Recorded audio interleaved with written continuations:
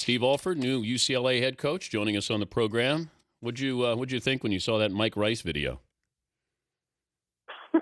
Well, I haven't seen it, Dan. I've been Really? in a whirlwind the last 72 hours, so it's been crazy just trying to get 2 or 3 hours of sleep. So I've not seen anything. No, it's bad. The Rutgers head coach seen abusing players, throwing basketballs and kicking people.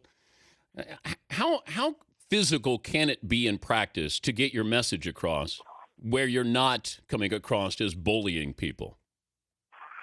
Well, there's obviously a balance to that, Dan. There's no question about that, and not to make it really any comments specifically to that incident, but you just have to have a balance. You know, I think we raise our voice just like a parent would raise their voice to emphasize things, but obviously physical contact and those type of things just are very inappropriate.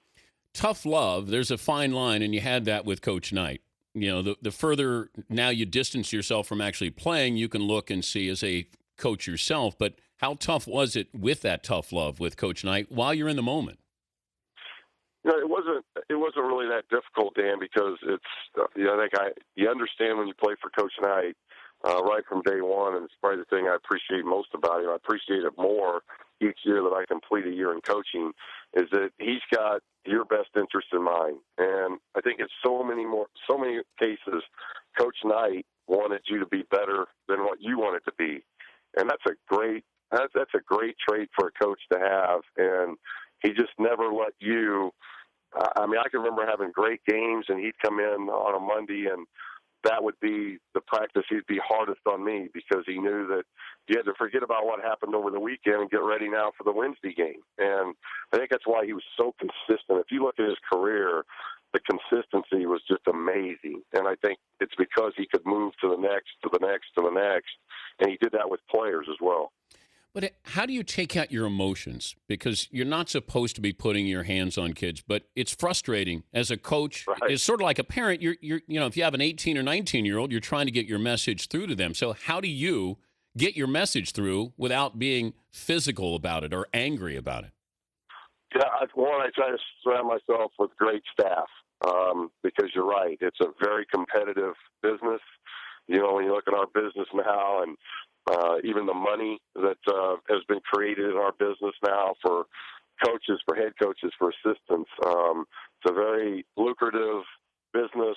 There's a lot of marketing that goes into our business now, and so you get extremely competitive. And when you're in that, it's just like as a player. I think being a player helped me, Dan, because obviously when things would go bad, you can get emotional, or when things are going good, you can get emotional. And being an athlete first kind of helped learn to keep those emotions in check. And doesn't mean that there's times you just want to erupt and the emotions just can't stay within, but obviously the physicality is something you have to restrain from. Hey, Steve Alford, the new UCLA head coach, joining us, Dan Patrick Show.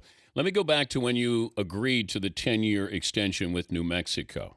Why take the phone call from UCLA if you've made that commitment to New Mexico? Yeah, it's a great question, Dan, because I love it, absolutely love it in Albuquerque. It's found a home. Love the university. We have all 5 starters returning from a 29 and 16. I could give you 100 reasons, why I knew that 10-year extension was something I really wanted, because I just didn't want to leave. I thought this was my home, and all I can tell you is UCLA. It was a different phone call. I had other phone calls, and nothing hit me. But when all of a sudden UCLA called, it was just a whole different feel and a whole different phone call. And I just think a completely different opportunity for my career, family, everything else. It was just incredibly different. And I'm obviously very excited that Coach Neal got the job here. It's very pleasing, because I think things will continue at a high level. How do you tell those kids who are coming back to play for you that you won't be there? At UNM? Yeah.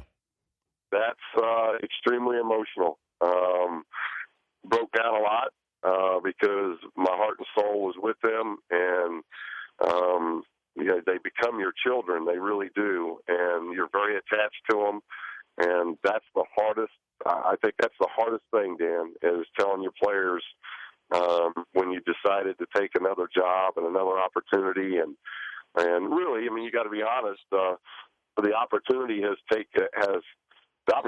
come about because, in large part, what those young men have done and what they have accomplished, and that's the tough part. And you know that as a coach, and I have that understanding, and it's just coaching, and it was an opportunity I couldn't pass up. The first meeting was difficult. I think now, seeing the guys, and as they come through the office, as I'm cleaning things up, they understand it. They understand that UCLA is it's the story program. It's just a special opportunity. So after about 2 days, I think it sinks in, and there's an understanding. But that initial meeting is extremely difficult. Yeah, I had a problem with it just because you sign or agree to a 10-year extension, and then all of a sudden UCLA calls. I know you should be able to better yourself. I know there's a buyout clause. I understand all of those things. But if I send my kid to play for you, I want you to be there for my kid. And I think it's unfair to these kids. They can't transfer. They can't leave without sitting out a year. And I hate, you're the latest coach to do it, and I hate seeing it. I just think that people are, I respect coaches. I want to respect coaches. But year in and year out, I lose more and more respect for that position. And I hate that feeling with it. So maybe it's more personal for me that I took it out on you, took it out on Les Miles or any of these other coaches who do that. It just bothered me. Just so you know, right. I did say it publicly. I don't want to, hide from it and be all cheery. No, Dan, I've always had the utmost respect for you. And it's not, I totally understand that. It's a part of it I don't like. I don't think that it's all on the coach, because the flip side of it, I could have a whatever year contract I have and get fired. And now I'm leaving those kids. I'm taking over a program where there was a coach that was fired, and I met with that team yesterday, and all of those kids were recruited, just as you said, by Coach Allen. Yeah. And those parents were sending those kids to play for Coach Allen. Now all of a sudden they're playing for somebody else. And so it can happen on the other side as well. I think it's more of the NCAA looking at rules and seeing what can be best, not just for the coach, but also best for the student athlete as far as transferring. For instance, if your coach does leave, and I will tell you, the NCAA has always kind of said that players should commit to places because of the institution. And in a best world, that maybe makes sense, but I've been in it 22 years now, and very seldom have I ever had a player, if you ask them, they're committing just solely because of the institution. It doesn't happen. You're right. They're committing to play for a coach or a coaching staff. Yeah. And so maybe I think there should be something, in the rules that help these student athletes. Look, I was a student athlete first, so I understand what you're saying. If Coach Knight would have came in and told me that, I'd have been devastated. Because as much as I loved Indiana University, it wasn't anywhere near my love and respect for Coach Knight and who I wanted to play for. So I agree with you in that line. I don't think it's just all on the coach. I think the coaches are just, they're doing what they feel is best and within the rules that they can do it. And they got to think about their career as well, because the flip side can happen real quick. Yeah. You can be loved one day, and a 19-year-old does something crazy, and now all of a sudden you're on the hot seat, and now it's affecting your career, your family.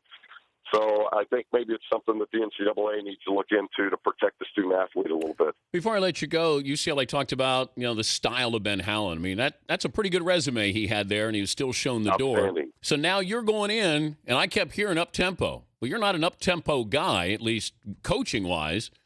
Are you going to be up-tempo at UCLA and play differently than you did at New Mexico? Well, we want to, Dan, and we've been 1, 2, or 3 in offensive efficiency in the Mountain West up until this year. And this was an unusual year. We were 29-6, but even what happened in the Harvard game, you could see that happening maybe 4 or 5 other games this year, and we were able to win games because we were so good defensively. But we were not a good shooting team. We shot barely above 40% for the year. So I think that affected our offense. But up until this year, we had been a team that, had been offensively 1, 2, or 3 in our league. And so we want to get back to that. We would obviously like to run. You're on the West Coast, and everybody likes talking about the West Coast offense and those type of things in football. But I hope that we can play at a higher level. But if you're going to play at a higher level, you've got to be in great shape, and you've got to have some depth. And I've got to get out there and spend some time and just see what kind of depth we're going to have. I know you're short on sleep. Good luck with the move to Southern California. Thank you, Steve. Dan, I appreciate it. Thanks for having me on. All right, Steve Alford, UCLA head coach.